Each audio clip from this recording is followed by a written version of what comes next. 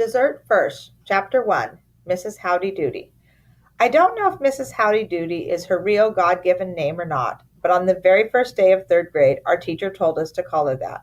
She also told us on the very first day to march to our own drummers. Then she said, "Watch and learn." And right there in front of us, even though we didn't know her very well, she put on her white snowball slippers and marched around the classroom. She had big feet and she took big steps, but she didn't make a sound because of the slippers. "It's time to get acquainted," she said when she sat back down.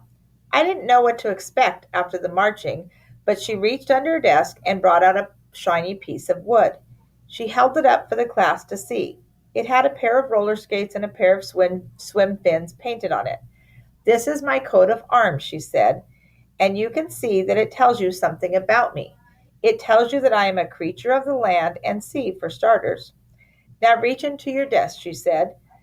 I was disappointed that the watching part hadn't lasted very long, but I put my hand in my desk and pulled out a shiny piece of wood, just like Miss Howdy Doody's. I reached in again and pulled out a perfectly new set of paints with a brand new paintbrush for each color. From what I could tell, Miss Howdy Doody and I were going to get along pretty well.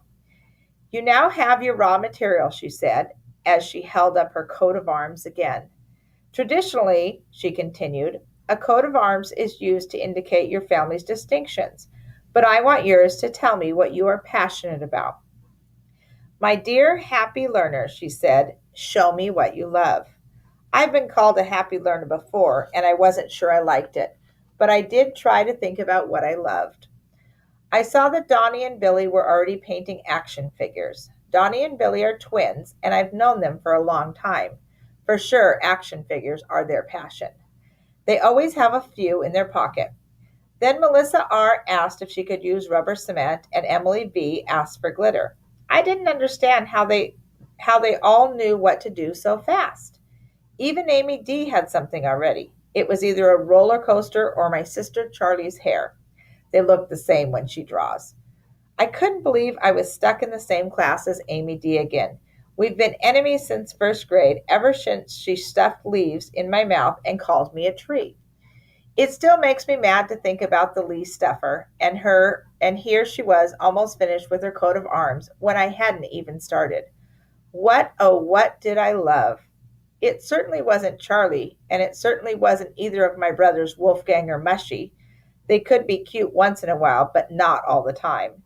And I certainly didn't love mayonnaise. Just thinking about mayonnaise made me sick.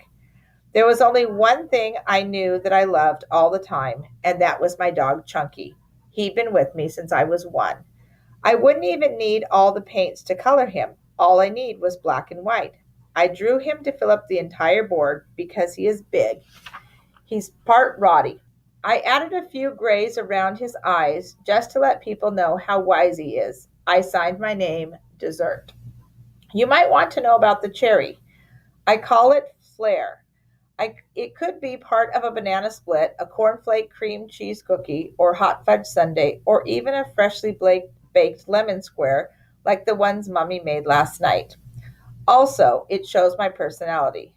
Mrs. Howdy Doody came by and said, "That looks like a very large dog to me." "This is Chunky," I said. "I've known him since I was 1. That makes him 49 years old in our system." "That's almost half a lifetime," Mrs. Howdy Doody said. Then she looked at my signature and said, "What in the world is that, Dessert Snyder?" "It's a cherry," I said. "A cherry?" "Yes, it's a maraschino cherry." "A maraschino cherry," said Mrs. Howdy Doody. "When it comes right down to it, that's all you really need in life, isn't it?" "Plus something to put it on," I said, and we nodded at each other. I was convinced it was going to be an amazing year, except for Amy D.